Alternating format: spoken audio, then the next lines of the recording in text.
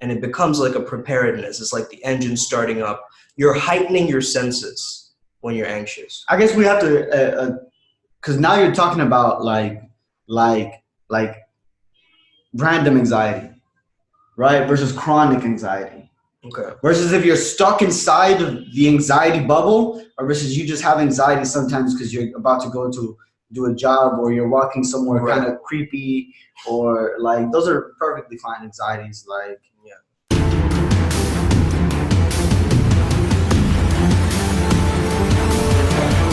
Welcome to the Better Man Podcast with Ivan and Sumedh. This podcast is all about how to be an optimal, conscious male in today's society. Join Ivan and Sumedh as they go deep into the rabbit hole of personal growth, mindset, social dynamics, and spirituality. Are you ready to be a better man?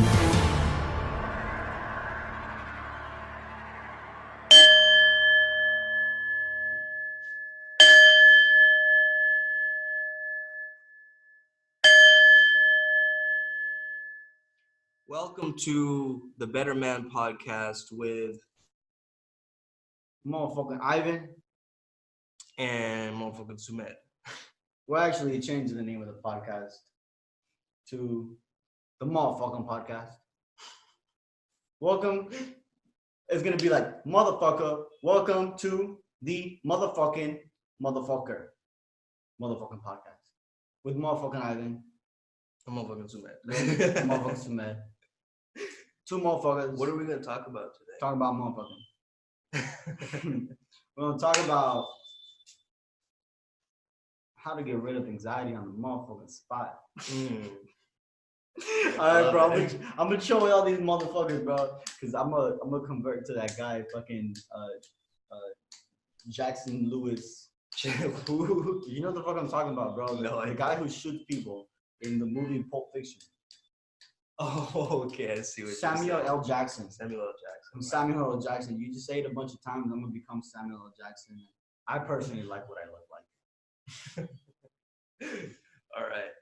So this episode is dedicated to anti-anxiety and how to get rid of anxiety on the spot, as well as the abundance mindset and how you could step out of victim consciousness or scarcity mentality.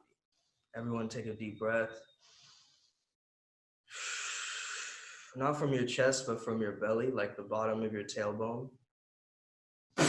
Bruh, my belly and tailbone are two different things. Bottom of your tailbone, but also belly area. All right, focus on both. Ooh.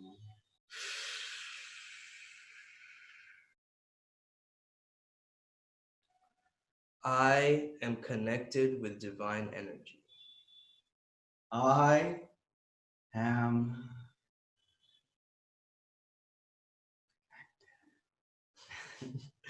with divine energy.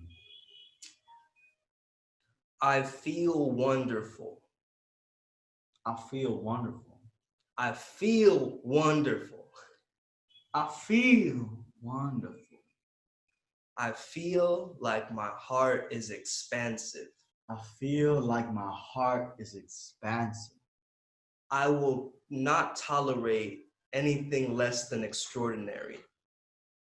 I will not tolerate anything less than extraordinary.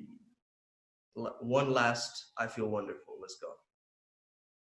I feel wonderful. You gotta say it like a black pastor.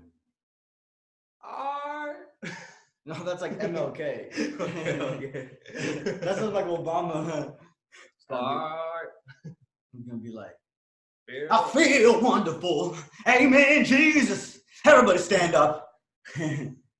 You woke up today and you're still breathing. Oh, thank you, Jesus.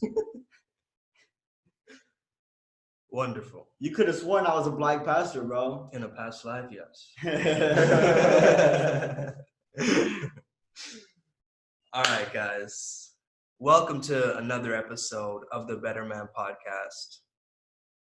We will start it off with tools and techniques from each of us Mhm. on how to deal with any kind of anxiety or frustration on the spot. There's already things I want to say. Go And for there's it. something I want to say. You are living in an imagination. You're living in an imaginary world. These things that we're looking at, these hands, these feet, I'm looking at this camera, I'm looking at this phone, I'm looking at you. I'm imagining that you're here. You think, what do you mean, Ivan? What do you mean you're imagining it? I put my hand and I feel his shoulder. Atoms never touch. Atoms never touch. I'm not even touching my own motherfucking atoms, bro. But I feel them. No, you feel the pressure of two atoms pressing on each other.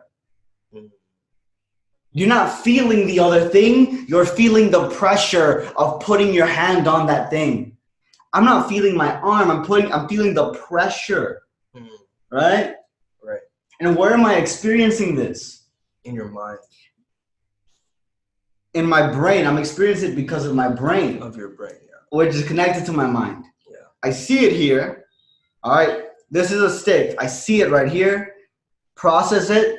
It goes like this, right? This is the part of your brain that can perceive what it sees is this part right here. Right? If they fucking kick this here, you're blind. Right? This part, right? Yeah, here in the back. Yeah. It's like two parts like this, right? They're right here. And then I can see that because of this here. Right? If I didn't have this brain, even if I had eyes, they wouldn't work. I wouldn't be able to perceive what's here. Right? Yeah. So what does this mean? It means we're in a dream. Right? Everything we see, everything we think is, everything we perceive reality to be that's just your imagination. That's just is it true? Is it not true? Can be true. Certainly some things can be true, but you're always imagining it there. It's just your imagination, man. So when you're feeling something, it's because you're imagining terrible things. Right. And your perception determines your reality. So let's say, for instance, someone looks at a flag of a country and they feel patriotism. Well, someone from another country might not see that flag in a similar way. They're creating different images inside of their mind. Exactly. They're using their imagination. Storylines, yeah. So, in a sense, one of the ways that I've tackled my anxiety, you could say, on the spot is to always come back to the present moment. Like, that's it. It's just that simple, you know? Like, but it really, like, anxiety doesn't exist in the past or the future. It only exists in the past and the future. I was going to say no. But it only exists in the past and the future. So when you're anxious, you're like, I'm anxious something is going to happen or something that has happened. So when you can come from that presence, you can eliminate all those feelings of that trepidation. Almost think of it like a car starting up, right? Like that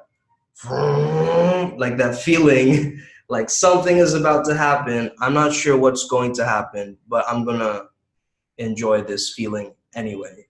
And it becomes like a preparedness. It's like the engine starting up. You're heightening your senses when you're anxious. I guess we have to, because now you're talking about like random anxiety, right? Versus chronic anxiety. Okay. Versus if you're stuck inside of the anxiety bubble, or versus you just have anxiety sometimes because you're about to go to do a job or you're walking somewhere kind of creepy, or like those are perfectly fine anxieties. Like, yeah, those are different. Those are different. Those are good. Those are good anxieties, right? That's you're looking out for yourself. You're looking out for yourself, right? So it's not a bad thing. How close is anxiety to fear? I believe them to be on the same frequency. Yeah, I think that they're both on the 80. I think that's 80 frequency, which is kind of low. It's kind of low, man. Crave is on 120, right? We're craving. for people listening, we're referencing the scales of consciousness. If you have no idea what we're talking about, that's what we're referencing. Then go get my book when it comes out. You'll know everything that you need to know about your mind. And then there's more things that you'll need to know after that, right? It's a never-ending journey. It's really nothing ever ends. Nothing ever ends. Nothing ever ends. That's it. We just solved a lot of people's anxiety listening to this right now. Nothing ever ends. It's fine. Nothing ever ends. Nothing never ends. Nothing ever begins. Nothing ever ends. Nothing ever begins. Right. Have you guys ever seen that image of like a snake eating its own tail? It's called the Ouroboros. Basically, what it signifies is the infinite nature of the universe. So the snake just keeps eating itself, and it keeps going and going and going. It can never end because it's constantly eating itself, but it cannot eat itself fully because there's more of it, and it keeps going and going. So if you take that image, you start to understand the nature of reality a little bit, because everything keeps going and going and going, right? It's not stopping. It just keeps moving forward. And that forward momentum sometimes gives us an anxiety associated with that. Bro, I just realized that we will never know if I agree with you or not agree with you, or with anybody else, anything. Like we could say, like, let's just say this is white. Right? I say this is white. You say it's white too, yeah? Yeah. We're agreeing with each other, but I don't know if you can see this. I don't know what you're looking at, bro. Yeah. Your whole life can be like this color of white can be experienced brighter, can be experienced darker. Yeah. I have no way of ever knowing. So even once somebody agrees with you, if you tell them something and they agree with you, who knows if they even know what you're talking about, right? Exactly. It's so specific to each person, I feel like a person's reality is so specific. Like someone who sees the color red might associate that red with a different thing, and you experience. Let's do an activity, okay? When I say the word bird, what bird do you think of immediately? The first image of a bird. The first one that came up was a parakeet. Parakeet. Motherfucking parakeet. What's good, baby? So for me, it's a peacock. No, it's a seagull, actually. Interesting. The seagull. Seagull. Okay. What about you? What do you think of? Yeah. A peacock. Peacock. Really? That's the setting. You see, the peacock is a national bird of India as well. So that's the immediate one. Why did you choose? You said bird, like that's the first thing that came to my head. Right. You see how we're all different, our answers, right? So that means that our perception and the way that we experience that word is also different, right? Because we have different associations to it. So if you can go back to the example, why did you choose parakeet as the first example? If you could analyze. I don't know, you could say tropical. You like tropical. Say tropical. You think about fruit. Think about water, nature, right? Yeah, I guess I was thinking Mexico. Interesting. Living with the jaguars, right? Those parakeets that are part of this rainforest. People don't naturally know this, but Mexico has very, very dense nature. It's very beautiful, honestly. People are missing out. You don't fucking go. Bitch, Cancun is in Mexico. That's America inside of Mexico. Go somewhere else. So keep going with the bird stuff. Yeah, so I chose a seagull primarily because, I like being by the beachside, and I really like the way that, seagulls, you always see them on like horizons, or like they're always near the water in a certain way. So that was my first initial concept of a bird. That's the first one that came into my mind. I was kind of thinking of a dove, but then I thought, nah, it's probably near the water. And then it switched in my mind suddenly into a seagull. Well, if you thought a dove first, It started off as a dove and then it morphed into a seagull. Well, then the first one that you thought was a dove then. Yeah. Not the seagull. It was. You wanted it to be a seagull. Because I know, Right. I know because I wanted mine to be a crow. Really? But then I was like, no, that's not the first image that popped up. Right. That's so interesting in the sense how our decisions changed based on each moment. You know, like how each moment can decipher a different way to decide a reality. So for instance, like, let's say, for example, you want to go to the store, right? Okay. I walk.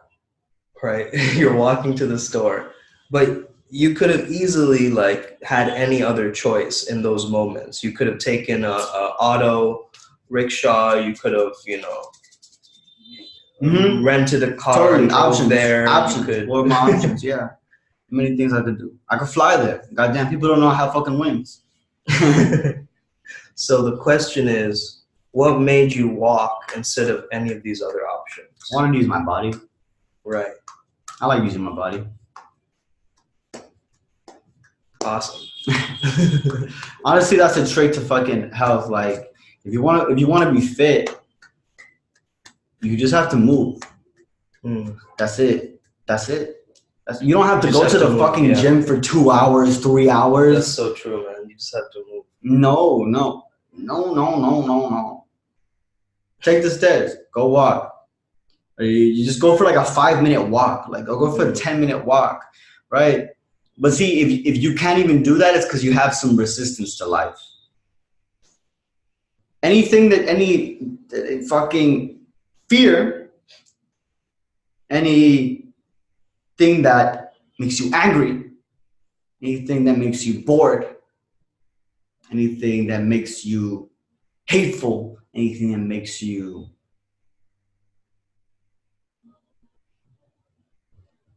feel resentment or grief or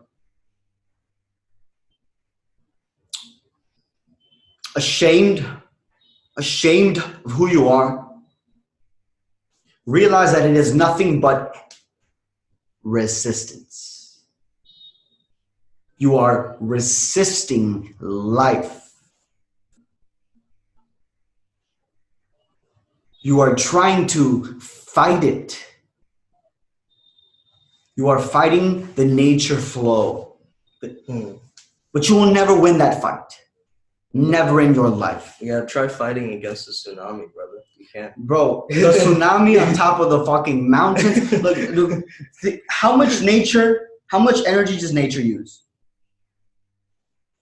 Made the mountains. Made the oceans. Made all the flowers in the world. Made all the trees in the world, all the animals that exist in it, all the gold, right? All the natural resources, all the oil, right? All the coal, all the diamonds. How much energy would you be able to use to do everything that nature does with ease? You don't have that kind of energy. Right. So if you stop fighting the resistance to life, then it's like this. Be okay with dying. Be okay with dying. Imagine yourself dying. Whichever way you think is the scariest way to die. Drowning is, goddamn, I'd hate to fucking die drowning. Yeah, that's my biggest. I'm all right getting shot. Just don't drown me, man. Yeah. Like, the not breathing, I want you to imagine yourself dying, right? Imagine your death. Fully accept your death. Fully accept that you're going to die. Because when you get over that resistance to death, you're more comfortable, you're more confident, you're more okay with anything that life throws at you. You're more okay with being alive. You're more okay with being alive because you're okay with being dead. Yeah. Right? Because what is the only fear that people have? What is really, really the only fear? If we take all the fears and we trace them down, we track them down, each and every one, we put them on a billboard, and they have like little pictures tied to it. We have string. It's all moving one direction, right? It's like a big family tree. It's the family tree of fear. What is it? Death. Yeah. But the death is only a human thing. Well, you know what? Let me rephrase that. It's only an animal thing. We're animals too. You don't want to accept that that's your fault, right? You have resistance to life. All right, cool, whatever. We're just really cool animals, right? We're just finely adorned animals, right? We have animals that can make toast. You know what I mean? Yeah, we're advanced. What was Joe Rogan saying about dolphins? Oh yeah, dolphins have a cerebral cortex like 40% more than humans or something like that. Yeah, they're really intelligent creatures. What essentially that means is that they have more brain cells than us. They literally have more brain cells. Now they used to think that humans were special because of their ability to have a lot of brain cells. But if dolphins have them too, and elephants have them too, like higher than humans, then which is it? It's like what makes us, right? Is that we have more free will. Like, tell me, what is the use of your hand? What is the use of your hand? To grasp. Everything, bro. Everything. Yeah. Everything. To point, to grasp, to imitate, to scratch, to scratch, to punch, to build, to draw, up, to flip someone to off, put Legos together, to eat, to finger someone. Exactly, bro. Everything. Yeah. Your hands have unlimited. Like, let's think of an elephant. What are the uses of the elephant's hand? To walk. Just to walk, bro. There's like monkeys in the Amazon rainforest who are like who use it to climb. Yeah. No. Who can only survive within like this one 5 kilometer square area, right? Because they can only survive off of the fruit that only grows in this area, right? Where do humans grow? Do they need specific kind of soil? Do they need specific kind of air or temperature? Put us in the Himalayas. Put us in the Sahara Desert. We'll survive everywhere. We have so much free will to just go anywhere we want. Put us in fucking outer space. Who the fuck? We're animals chilling like, hey, yeah, man, I want to go to outer space. No, what the fuck? They don't want to go to outer space. Human can survive everywhere in the world.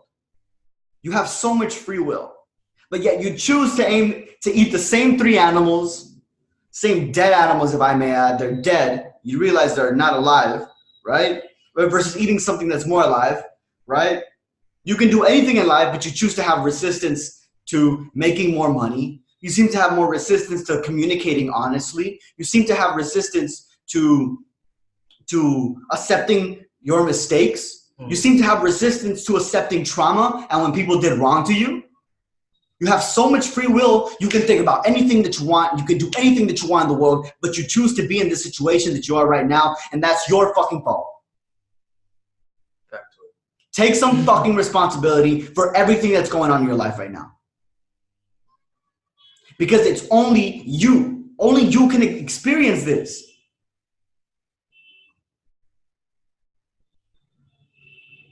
That's all I gotta say. Honestly, I feel like I'm gonna put these glasses on.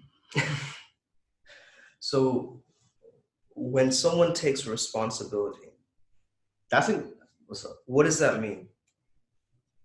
That's your ability to respond to what's going on. Your response ability. Responsibility is your ability to respond. Now, tell me, is your responsibility limited or unlimited? Unlimited. Why is it unlimited? Because we're unlimited beings. Tell me this, whoever's watching right now. Is your responsibility limited or unlimited? Just think about it. You can comment it. That would be cool if you did. Ruchi, is your responsibility limited or unlimited? I think it depends. It depends. All right. let's go back to the definition of responsibility. Can you respond to everything? Is there something that you can't respond to? Is there something that you're forced to do? Like a hypnosis. Mm-hmm. Like you're hypnotized into doing it. Is there anything in where it's like witchcraft and you're hypnotized into doing it? Is there anything? Right? No, you have to be willingly, even in hypnosis, and I've done a hypnosis course, you have to be willingly able to let yourself be hypnotized. Otherwise, it's not going to work on you. Mm-hmm. So you have to actually choose to the fact that I am going to undergo this. Mm-hmm. Yeah, so it's not like... So it's a choice. Your ability to respond is of choosing. It's a choice, yeah. Can you respond to this? Look, this is a stick in my hand. Can you respond to the stick? Can you respond to the stick? Yeah? Nice, because if you didn't, I was going to throw it at you and see if you caught it and be like, you just responded to That's it. what I thought you would do. You connected it to my consciousness right now. Look, if your pencil, you're writing down, right? The pencil falls down from your table. Right? What happens then? Are you not responsible? Are you responsible? It's about... Can you respond to it? Can you respond to that pencil? Yeah. Yeah, how? Yo, what up, pencil? What's going on, dog? How? He writes back to you. Yo. He doesn't talk. He kind of just It's like Adam's family, just like type moves B. by Yeah, itself. Adam's family type B. You can choose to pick it up. You can choose to kick it. You can choose to maybe pick it up later. Right? I mean, I can't be bothered to pick it up right now. I'm not really writing anything. I'm too much in the flow over here. But it's a series of choices. There's choices. Mm-hmm. There's a bunch of choices that you can, make. A responsibility just means choices. What are the choices here? What are the choices? What are the motherfucking choices? Because when you think you only have one motherfucking choice, no, you don't. No, you don't. No, you don't. No, you don't. No, you don't. No, you don't. Do you get it? No, you don't. You have many choices. Many motherfucking choices. You have an infinite amount of choices if you think about it. You can't fucking count them. Mm. You can't count them, bro. It's like we go back to throw the stick at you, right? You don't have to catch it, right? You can like hit it with your butt. I'll turn around. I'll just like really quick. I'll hit it with my butt, right? Exactly. It's unlimited. You can do whatever with it. Like right. you throw the stick at you, and then like you try to catch it like a dog, right? That's a different way that you throw the stick at you, and you can just try to hit it with your head, right? There's so many different things that you can respond to it, right? And that's how you get rid of your anxiety. You take responsibility for it. Absolutely. And because sometimes people when they're having anxiety, they're like, "Oh, it's the outside world. It's the outside world. It's those people. They're doing those things." Yeah, it's like a lot of the times when we get into victim consciousness, which is a type of consciousness where we feel like we lack. And so it's kind of this idea where we are trying to understand another person's reality, but we're blaming it on them. So I am me because of that person, right? What's that one song you do, bro? The victim song? Mm-hmm. VICTIM. I am me because of them, a victim. Yeah, a victim. Yeah, VICTIM. I am me because of them, a victim. Yeah, a victim. Yeah. That's the nursery rhyme to remember it. But yeah, you're not allowing yourself to look for opportunities and change. You're just looking for fault. And sometimes, fault is different from blaming yourself. Responsibility is different from blaming yourself, right? Mm-hmm. Because if you play this self-blame game and you're like, yeah, it's all because of me. Yeah, totally. You get what I mean? Mm-hmm. Why does anybody need to be blamed? Why does it need to be somebody's fault? Right? That's a good point. Why do you always try to blame somebody? Why is it me? Why is it you? Why? I want you to actually think about this. Like, why do we want to blame somebody else? Because then we don't have to take responsibility. That was a tasty food of thought. Because we both went, We were like mamas doing choo-choo train for the babies, and the baby takes the food in their mouth, and they're like, the mamas go, You never seen that? No. Never seen that, bro. Is there anything else that you think they need to know? Yeah. When you think of taking yourself out of this anxious mentality, you want to think of it not as not as a way to fight or flight or freeze, but just a generative power. So the way I think of anxiety is it heightens your senses. It makes you more aware of what is happening. Maybe your heart is beating faster. Maybe your senses are more tuned in, like, oh my God, what might happen?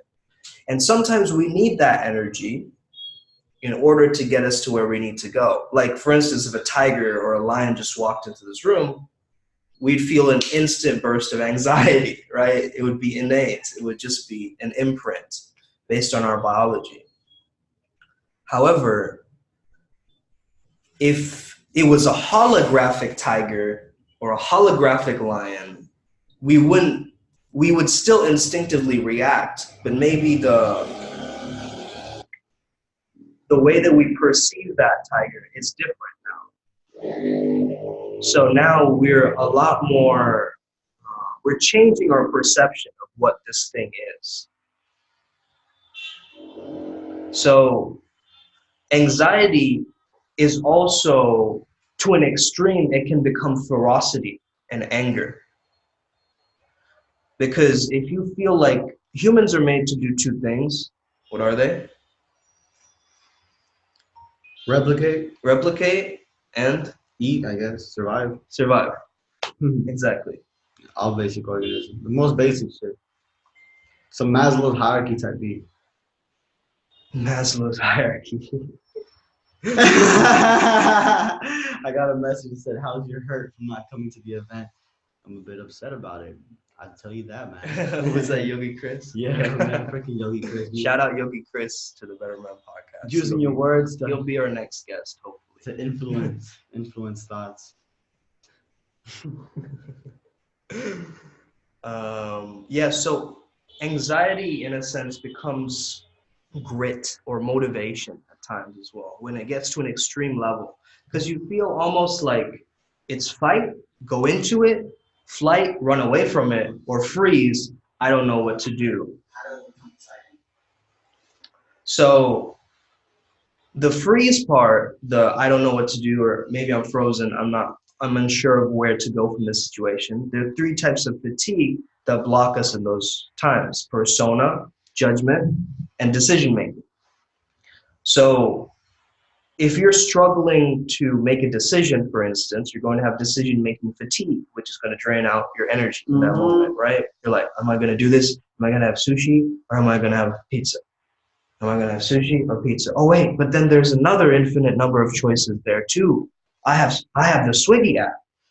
And therefore, I can find numerous restaurants near my locality.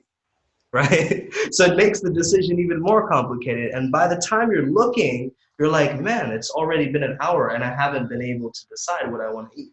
Yeah, there's people on Netflix trying to figure out what they want to watch. What they want to watch, right? And you don't even want to watch a movie anymore. You're just like, I'm done with this shit. You're like, I'm done. You're like, I'm done with this. Yeah. So to make a decision, I want you to think of it like this. When you make a decision, you can always go back and change your decision, right?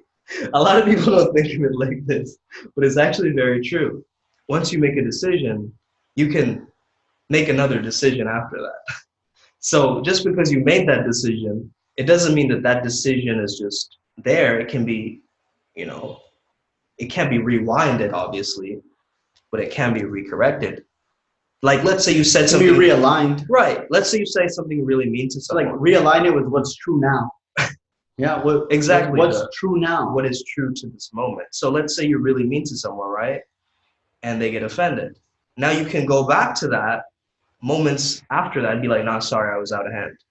I didn't mean to say that. I was just angry at the moment, right?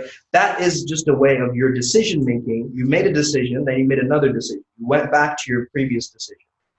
So that's how I want you to sort of look at this decision making fatigue, is just decide. Whatever it is, you can go back to it and you can sort of enhance and sort of tweak what you need to do. The second one is it's judgment. All right, sure. The second one is judgment. So when we're worried about other people judging us or how we're judging ourselves, that gets us to drain a lot of our energy, and it gets us to feel anxiety or tension. But tension is actually a superpower. Like with tension, you can tune into what it is that actually needs fixing, right? So let's say you have tension before a test, or you feel a bit of anxiety before doing something like amazing. Like for instance, you could get a job or something that might change the trajectory of your life. In a way, in those moments, the anxiety is called for, the tension is called for, and the judgment becomes less about you, but the person who is doing the judging of you. So when someone is judging you, it's more to do with them and their reality rather than the actual person who is being judged. So, for instance, if someone is pointing out that person has a bad taste in fashion or whatever, right? Like, it's so common to hear that as an example. I'm just gonna pause it right here because my mother's home, and so I shall let her in. But we'll pause the podcast right here and continue it from a later point. So just hold on one second.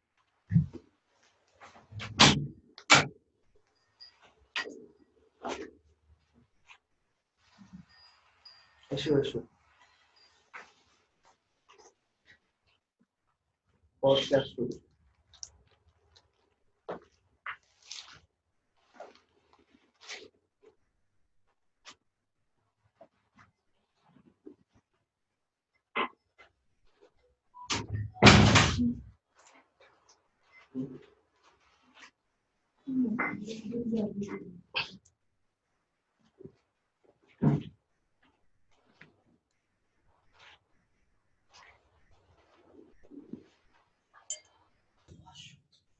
All right. And we're back. So the last one that I wanted to talk to you guys is, I mentioned judgment. So judgment, you can always change it to curiosity. Instead of judging yourself, if you become curious about yourself, you become more inquisitive about yourself. It Is the why. Is the it why. just helps. It's the why. It's the why. Yeah. What was the third one, man? It was decision making, judgment, and persona, right? Persona. So persona is the social mask we wear in order to impress others. Okay, so it's like, am I being the right kind of person right now? Am I being all right? Am I being okay? Like, can I be different to who I am now, very naturally being? So that causes a huge drain of energy as well, because when we're putting on a persona, it takes a lot of work to maintain that persona over a long period of time. Maybe we can do it in a certain moment, right? Maybe you can put on a persona, you're with your boss and you don't want to offend your boss, but you want to say something to him or her, and you know, you do it in a way which is respectable, responsible, in the professional role that you're playing, and you do it in a specific way. But the more you keep doing that, is going to build a persona around it. So now it's about understanding, how long am I going to extend this persona? Because at one moment, maybe your boss might do something that you don't want to tolerate, or maybe it's uncalled for, or maybe some kind of behavior that is manipulative or whatever. It could be a range of things. In that moment, are you going to put on your social mask or are you going to allow yourself to come from your authenticity? Because it really becomes a balance of trying to maintain your social face in the present moment. Let's say, for example, we're having a barbecue, right? Your girlfriend comes over, she's vegan, right? So we have to be considerate of her choices as well. Yeah, she probably pack her own lunch. She'll probably pack her own lunch, right? Exactly. So in that moment, if she asks you, do you have any vegetarian choices? What would you answer? We'll figure it out. Yeah. Figure it out. I don't like to say no. Yeah. I've learned from Dan Pena, the $50 billion man, to never say no. Right? It's just a negative word. So phrase it in a different way. I learned that I'm not, when my kids doing something and they want something, I'm not gonna tell them no. Right? I don't want them to get conditioned to thinking no. Yeah, because no is the end of a conversation almost. Like it's a full stop. It's like no. Well, you're like, we'll figure it out. Now there's a possibility of something that can transform and happen. So even the word yet has that power too. It's like, yeah, I'm not gonna make it to the Olympics yet. It still leaves a possibility of you going into the Olympics in the future, you see? So it leaves open a kind of road, a pathway. But that excellent example is an example of social, keeping your social face, in a sense, of the party, you being the host of the party, her asking this question, you understanding her perspective or reality, saying, oh yeah, we'll figure it out. And maybe a friend comes by and he has a plate of French fries and a bunch of cut up vegetables and things like that, and sort of introduces it into the barbecue situation, which would sort of help again. Looking for ways, looking for the answer, looking for possibilities, solutions, and possibilities. Yeah, what opportunities? What I like to think, what is the greatest possible outcome? What would be perfect? What would be ideal, right? Yeah. And then sometimes we don't have ideal, right? So we begin to tone down ideal, right? Versus coming in from the bottom and pushing it up. Just skip the bottom, skip the middle, go straight to the top, right? What would it be perfect? And then tone down a bit of it, and you're there, right? I see what you're saying. Yeah, that's really interesting. Yeah, I just thought about that right now. That's great. So yeah, watching the way that your tone also fluctuates can be a very interesting way of, maintaining that level of certainty, of acuity, of being present to the moment. All of those things, really. So if you are struggling, understand that maybe you've been pushing too much. You've been allowing yourself to forcefully interject and use your intellect to solve a certain specific kind of problem. However, if you're using your intuition, it's easy because you're tapping into your heuristics, your quick twitch thinking muscles, your fast twitch thinking muscles, which has an answer already innate to you. You already know. You already know. That's what we're saying. You already motherfucking know. You already know the answers. But it is about you accepting that you already know. Accepting that you know, and also unlearning the things that aren't serving you. So maybe you've been taught certain things that can become like a prison cell for you. Just accept the truth of that thing. Accept the truth of that. Because all thoughts are prison. We're always, I don't want to say the word prison because it has such a negative connotation, but all thoughts have walls to them. Right. I see what you're saying. It's just a continuous growing of the wall. Expansive wall. Yeah. Yeah. It's like a jellyfish. Exactly. It's like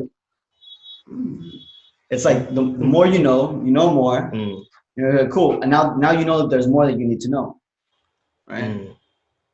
And then you know more. You learn the new stuff. You're like, okay, cool. Now I learned this. Now I gotta learn something else, Mm. right? It's always growing. And even for emotions too. It's an emotional scale. Mm. And it's also about learning the rules, but then forgetting the rules and just playing. Like, for instance, if you learn a musical instrument. Totally, right? I totally get what you're saying, bro. Yeah, it's like after a while you can just jam, you can just improvise, you can just allow yourself to play with I'm it. about to do the trick thing here. Like if you're like, imagine you're playing soccer and you're like, I'm kicking the ball, I'm kicking the ball, I'm kicking the ball. I turn left, I'm turning left, I'm looking back. Like I'm about to do the Ronaldinho thing right now. Yeah, that would take you away from the moment. I'm about to score. I'm about to score. Yeah, right? exactly. Like you don't have to think about it anymore. Even though that's what you're doing, you just let you naturally take yourself. Yeah, you have to channel your higher self. You're guiding yourself. Yeah. You're guiding yourself, man. Imagine yourself maybe 5 years from now has all the things that you want, that you desire, that you prefer. What were we talking about? I don't know, man. I'm ready to end it. All right. So we're ready to wrap up this episode right now for you guys. I hope you got some value in terms of dealing with anxiety in the present moment and how you can tackle it, as well as stepping out of victim mentality and understand that this world is free flowing, is abundant, is at your will, at your disposal, at your understanding. And may the flow be with you. Yeah. I just want to say my new book's coming out in December. Maybe it doesn't. Who knows what's gonna happen, right? It's called Command Respect. Learn to set boundaries using consciousness, psychology, and the law of attraction. Be the best, forget the rest, odd resilience, and we'll see you in the next episode. Right. I have a little shout out as well. If you guys are interested, I am making a course on Udemy called Verbal Vinyasa. So if you are interested in that, it's the art of fluid communication, how you can use communication to disarm opponents or just like be able to have precise conversations with people that will help you in your life, because everything that you want, other people have. Think about that. And you can use communication to get it. Okay. So if you want money, other people have it. Yeah. So if you are interested in that and you want to get on the wait list, shoot me a message at Instagram at Flowzone Academy. That's FLOZONE Academy. Have an amazing rest of your day, you legend, you. Thank you so much for tuning into another episode of the Better Man Podcast. Be the best, forget the rest. And may the flow be with you.